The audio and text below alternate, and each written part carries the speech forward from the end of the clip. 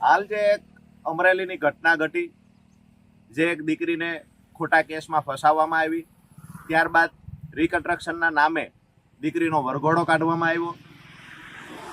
આ ઘટના બન્યા પછી ખરેખર પોલીસે શર્મિંદા થવું જોઈએ. જે કોઈ રાજકીય નેતાનો હાથો બનીને પોલીસે કામ કર્યું હોય, પણ ખાખીને દાગ લાગતું કામ પોલીસે કર્યું છે.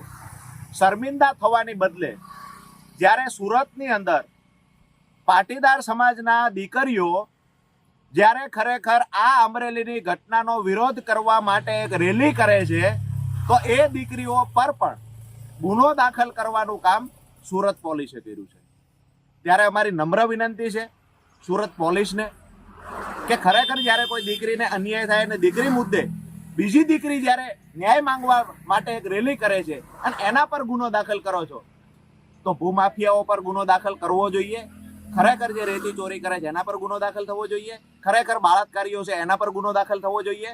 જે પોલીસ અમરેલીમાં ભૂતકાળમાં પણ કાઠી સમાજની દીકરી હેમુબેન પર લુવારાની અંદર આજથી 3 વર્ષ પહેલા ખોટા કેસમાં ફસાવવામાં આવેલા, જ્યારે સમાજમાં આક્રોશ ફેલાણો, મોટી સંખ્યામાં હજારો લોકો જ્યારે રજૂઆત કરવા પહોંચ્યા, ત્યારે તાત્કાલિક ધોરણે ચાર્જશીટ તૈયાર કરી અને બહેનને છોડવામાં આવેલા. ત્યારે કમિટમેન્ટ આપવામાં આવેલું કે CID તપાસ કરીશું, હેમુબેનને ન્યાય આપીશું. આજ દિવસ સુધી હેમુબેનને ન્યાય આપવામાં આવ્યો નથી. આજે પણ પાટીદાર સમાજની દીકરીનું જ્યારે હિયરિંગ છે, મને વિશ્વાસ છે કે દીકરીને જામીન મળી જશે, કમિટમેન્ટો આપવામાં આવશે, પણ દીકરીની જે આબરૂ જતી રહી છે આ પાછી કોણ આપશે?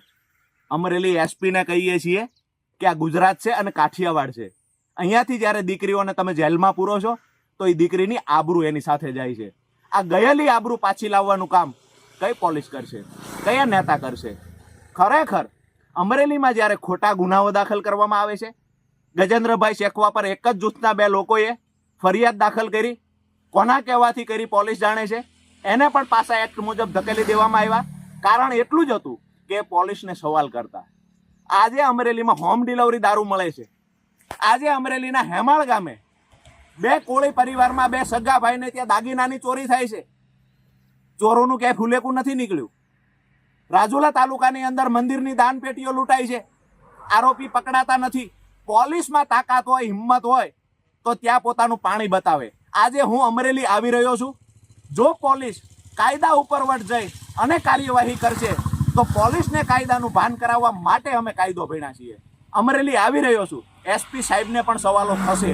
અને અમરેલી પોલીસે જે કોઈ કૃત્ય કર્યા છે, ગુનાહિત કૃત્ય કર્યા છે, ખાખી વર્દી પહેરીને, એવા અધિકારીઓનો સવાલ કરવા માટે હું અમરેલી આવી રહ્યો છું. તમામને નમ્ર વિનંતી કરું છું, આવો સૌ સાથે મળી ગુજરાતની જે દીકરીઓ સાથે, જે સમાજ સાથે અન્યાય થાય, આ સમાજને આપણે સપોર્ટ આપીએ. અને જ્યારે પણ પોલીસ કોઈનો હાથો બનીને કામ કરે, તો એ પોલીસને સવાલ કરીએ. આભાર.